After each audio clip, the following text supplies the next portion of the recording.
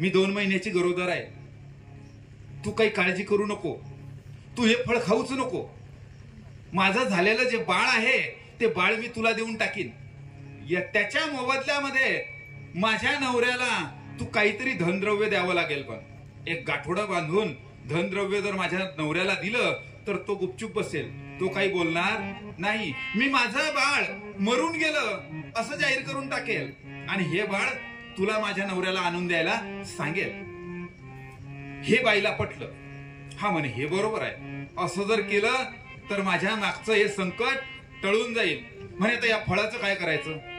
अरे या फळानं खरंच काही होतं का नाही याची प्रचिती तर पाहायला पाहिजे असं बहिणीने सल्ला दिला.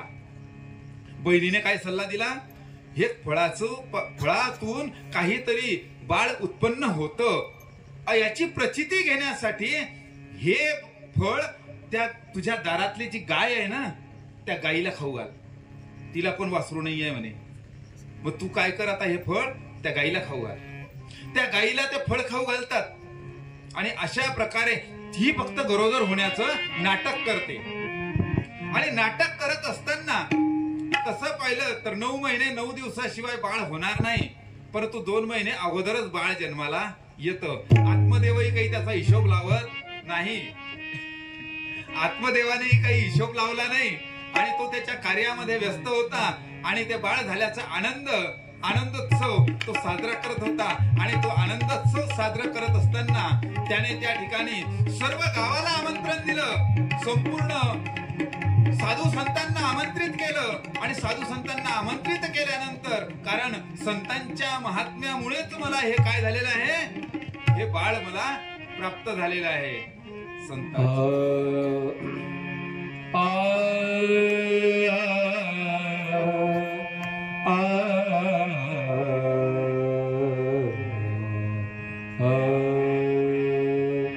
संतांची गावी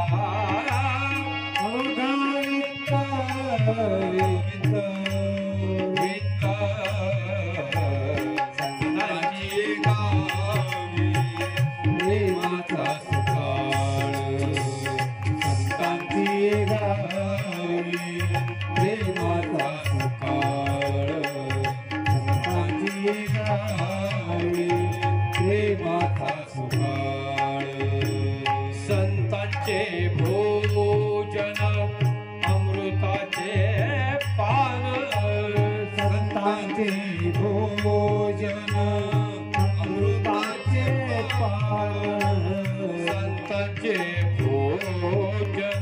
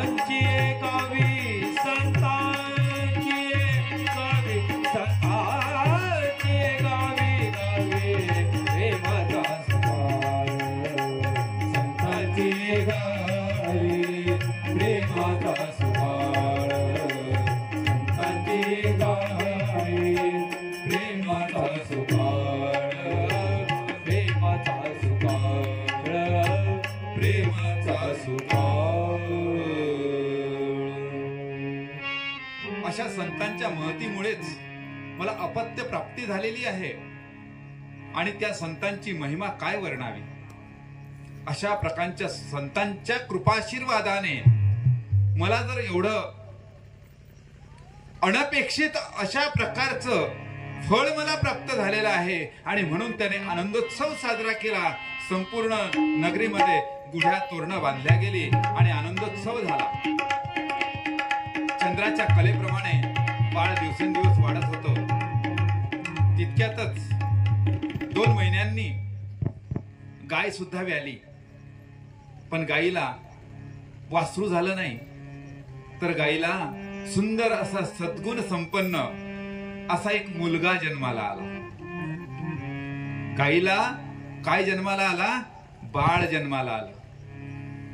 त्या बाळाचं नाव गोकर्ण असं ठेवण्यात आलं आणि धुंदुलीच्या मुलाचं नाव धुंदुककारी. तिच्या नावावरूनच धुंदुककारी असं नाव ठेवण्यात आलं. 2 महिन्याचं अंतर दोघं बाळांमध्ये होतं. परंतु विद्वत्ता, ज्ञान आणि सद्गुण याच्या बाबतीमध्ये 2 जन्माचं अंतर होतं, 2 महिन्याचं अंतर होतं. परंतु गायीपासून झालेलं जे बाळ होतं की ते कशापासून झालेलं होतं? त्या फळाचा, प्रसादाचा महिमा होता. प्रसादे सर्व दुःखानां हानिरस्योपजायते.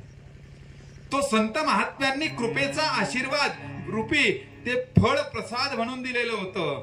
त्या फळाचा तो प्रसाद होता आणि त्यातून निर्माण झालेला जो मुलगा होता तो गोकर्ण.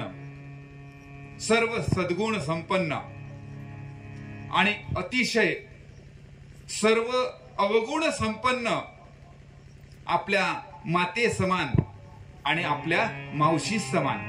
आता माता जशी होती म्हटल्यावर मावशी त्याच्याही पेक्षा खालच्या दर्जाची होती आणि दिसायलाही काही एवढी सुंदर नव्हती. परंतु आता आपल्याच पोटी आलेलं बाळ म्हटल्यानंतर आत्मदेव काय त्या ठिकाणी काहीच करू शकत नव्हता. ह्या गोकर्णानं संपूर्ण विद्याभ्यास शिकला. हा निरक्षर राहिला. दोघांमध्ये जमीन आणि आसमान अशा प्रकारचं अंतर होतं, तफावत होती. अशा प्रकारची दोनही मुलं त्या ठिकाणी तरुणावस्थेमध्ये यौवनाला प्राप्त झाली आणि धुंदुककारी सप्त व्यसनांच्या पूर्णपणे आहारी गेला. एकही व्यसन त्याचं सुटलेलं नव्हतं. सर्व व्यसन त्याच्या ठिकाणी, जगात जेवढे व्यसन नसतील तितकी व्यसन तो करत होता. अशा प्रकारचं आत्मदेव कंटाळून गेला आणि एक दिवशी त्याला खूप ताड ताड ताड ताड बोलला. खूप बोलला त्याला खूप राग आला. त्या रागाच्या भरामध्ये त्यानं आत्मदेवाच्या कानात एक लागून दिली. मग मात्र आत्मदेवाला खूप आत्मक्लेश झाला. त्याच्या 2 दिवसांनी दारू प्यायला पैसे पाहिजे म्हणून पुन्हा मारला. आईलाही मारलं, बापालाही मारलं. मुलानं आई वडिलांवरती हात उचलणं, आई वडिलांना मारणं याच्यासारखं दुःख मला तरी वाटतं जगात दुसरं कुठलं नसेल. आणि असं दुःख आत्मदेव आपल्या गोकर्ण या मुलाला सांगतात की अरे बाबा रे, आता तर परिस्थिती हाताच्या बाहेर गेलेली आहे. आता तर तो मला मारतो सुद्धा आहे. आता मी काय करावं? नव्हता तर बरा होता. मी आग्रहानं हा मुलगा मला मागून घेतला. माझ्या नशिबात संतती अपत्य प्राप्ती नव्हतीच मुळी, परंतु मी बळजबरीनं त्या संत महात्म्यांना गयावया करून, आक्रोश करून, रडून पडून ते बाळ मागून घेतलं आणि त्याचं फळ मला हे असं मिळतं आहे. आता मी काय करावं? तो म्हणतो, बाबा तुम्ही काळजी करू नका.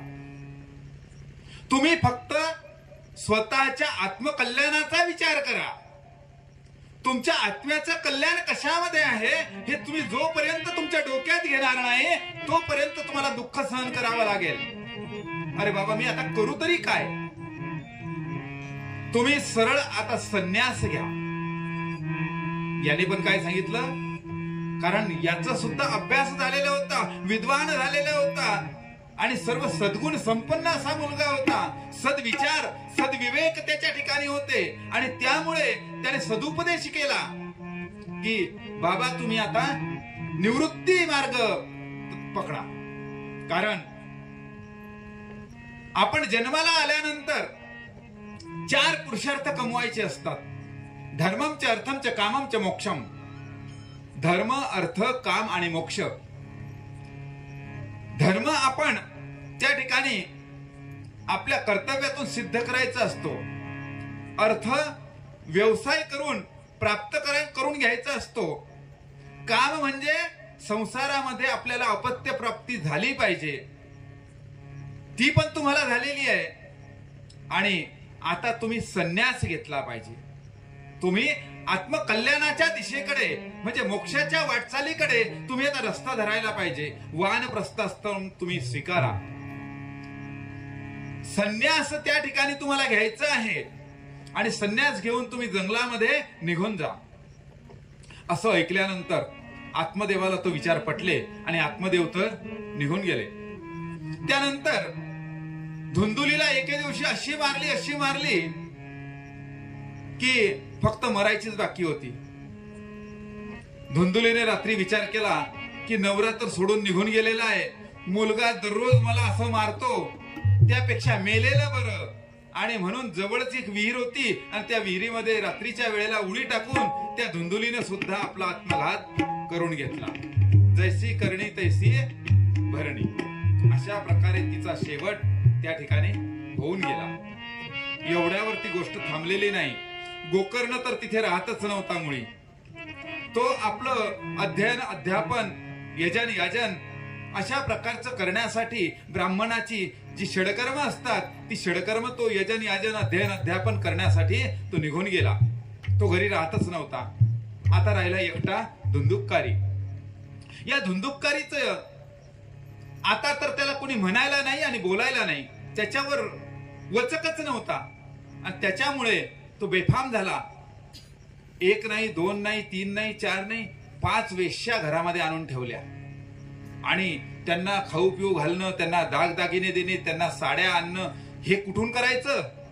लोकांच्या घरी चोऱ्या करायच्या, चोऱ्या करून आणायच्या आणि या स्त्रियांचं पूर्ण करायचं. असं करता करता एके दिवशी त्या स्त्रियांनी मोठी अपेक्षा त्याच्याजवळ व्यक्त केली. आम्हाला असे दागिने पाहिजे, आम्हाला तसे दागिने पाहिजे, असं पाहिजे, तसं पाहिजे, तसं पाहिजे. सर्वांनी त्या ठिकाणी त्याला गळ घातली. याने विचार केला आपल्याला मोठा डाव मारला पाहिजे. आता चोरी, छोटी छोटी चोरी करून भागणार नाही. आता 5-5 बायका आहे आपल्याजवळ. त्या 5चं जर पूर्ण करायचं आहे आपल्याला मोठी चोरी करायला पाहिजे. म्हणून एक मोठी चोरी करतो आणि खूप मोठं घबाड तो त्या दिवशी घेऊन येतो. ते घबाड घेऊन आल्यानंतर त्या ठिकाणी तो त्या स्त्रियांच्या समोर सादर करतो आणि त्यांना ते दिल्यानंतर मग म्हणतो आता तुम्ही समाधानी आहेत ना, आता तुम्ही सुखी आहात ना, आता तुम्हाला कशाचीच काळजी नाही. त्या 5ही जणी एकत्र येऊन विचार करतात, हा एवढ्या मोठ्या मोठ्या चोऱ्या करायला लागलाय, एके दिवशी राजा याला पकडल्याशिवाय सोडणार नाही. बरं, सोडणार नाही, तो जेलमध्ये जाईल तिकडे, परंतु ते धनद्रव्य सगळं सगळं घेऊन जाईल, आपले खाण्यापिण्याचे वांदे होतील. त्याच्यापेक्षा आपण आता असं करू, हा खूप प्यायलेला आहे, बेशुद्ध सारखा झालेला आहे, याला बांधून आज आपण मारूनच टाकू, म्हणजे सगळं द्रव्य आपलंच. तशा प्रकाराने त्याचे हात पाय बांधतात. तर तो दारू पेलेला होता, धुंदीमध्ये होता, हात पाय बांधून टाकले, गळ्यामध्ये फास लटकवला आणि घरामध्ये लटकवून फाशी दिली. पण तोही इतका पक्का होता की फाशी दिल्यावरही मरत नव्हता. आता काय करावं म्हणे, याला फाशी देऊनही मरत नाहीये, हा जर शुद्धीवर आला तर आपलं काही खरं नाही. त्याच्यावरती राखेल टाकलं आणि राखेल टाकून त्याला जाळून टाकला आणि त्याचा अंत केला. आणि घराच्या मागच्या बाजूला जी ओसाड जमीन होती, जागा होती, त्या जागेमध्ये त्याला पुरूनही टाकला, त्याचा नामोनिशान मिटवून टाकला. आता त्यांना विचारणारही कोण होतं, याचं कुणी राहिलेलंच नव्हतं शिल्लक. आणि त्याच्यामुळे त्यांनी थोडे दिवस तिथं राहिल्या आणि कुणी जर विचारलं आयाबायांनी की कागाबाई तुमचा पती कुठं गेलाय, तर त्या सांगायच्या व्यापार करण्यासाठी बाहेर देशामध्ये गेलेले आहे आणि आता जास्त दिवसानंतर परत येणार आहे. काही दिवसांनी सर्व गाशा गुंडाळला आणि त्या 5च्या 5 जणी 5 वाटांना निघून गेल्या. या धुंदुककारीचा अध्याय या ठिकाणी संपून गेलेला आहे.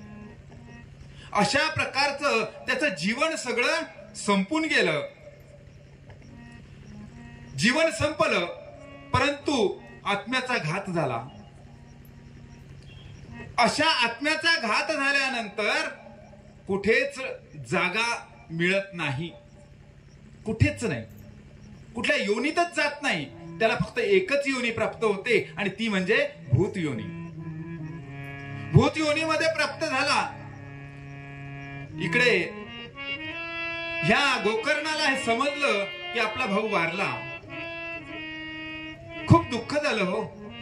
जरी तो खूप दुष्ट होता, कुविचारी होता, दुर्व्यसनांनी ग्रस्त झालेला होता, परंतु होता तर माझा भाऊ ना. आणि म्हणून त्याला खूप दुःख झालं. पण आता करणार तरी काय, म्हणून गयाला गेला, काशीला गेला आणि तिथे जाऊन त्याने पिंडदान केलं, श्राद्ध केलं आणि त्याच्या आत्म्याला शांती लाभावी म्हणून काही ब्राह्मणांना भोजन दिलं. अशा प्रकारचं करून आता आपल्या गावाला जाऊन एक चक्कर मारून यावा या उद्देशानं आपल्या गावाला आला. गावाला आल्यानंतर त्या ठिकाणी जे घर होतं त्याच घरामध्ये तो रात्रीच्या वेळेला झोपला. झोपल्यानंतर महाभयानक असं विचित्र भूत त्या ठिकाणी आलं आणि ते त्याला घाबरवायला लागलं. आत्मदेवानं, आपलं गोकर्णानं त्याच्यावरती मंत्र वगैरे उच्चार करून, त्याला सर्व माहिती होती, आणि त्या मंत्रोच्चाराच्या साह्यानं त्याला शांत केला. आणि शांत केल्यानंतर त्याला विचारलं, अरे बाबा रे, तू कोण आहेस आणि इथे कशासाठी आलायस, मला का त्रास देतोय? त्यावेळेला तो धुंदुककारी म्हणतो, मी तुझा भाऊ आहे आणि मी प्रेत योनीत गेलेलो आहे आणि मला खूप दुःख होत आहे, मला खूप यातना होत आहेत आणि या यातनांमधून सुटण्यासाठी तू काहीतरी उपाय कर बाबा. आता थोडीशी त्याला समज आलेली होती आणि म्हणून तो त्याला दादा म्हणतोय की अरे बाबा, माझ्या ह्या दुःखातून मुक्तीसाठी तू काहीतरी मला उपाय शोधायचा आहेस. कारण मी माझा जन्म, माझं जीवन तर मी काय केलेलं आहे, वाया घालवलेला आहे. मला आज समजलं की माझा हा जो जन्म होता तो अनमोल मानव जन्म होता आणि तो असाच वाया घालवला. जन्म तेरा बातों ही बीत गयो, जन्म तेरा बातों ही बीत गयो रे, तूने तब हुन कृष्ण कहो. जन्म तेरा बातों ही बीत गयो रे, तूने तब हुन कृष्ण कहो. जन्म तेरा बातों ही बीत गयो रे, तूने कब हुन कृष्ण कहो. 5 बरस का भोला भाला, 5 बरस का भोला भाला, अब तो 20 भयो. माया तारण मकर 25, मकर 25 माया कारण देश विदेश गयो रे, तूने तब हुन कृष्ण कहो. तेरा बातों ही बीत गयो रे, तूने कब हुन कृष्ण कहो. जन्म तेरा बातों ही बीत गयो रे, तूने कब हुन कृष्ण कहो.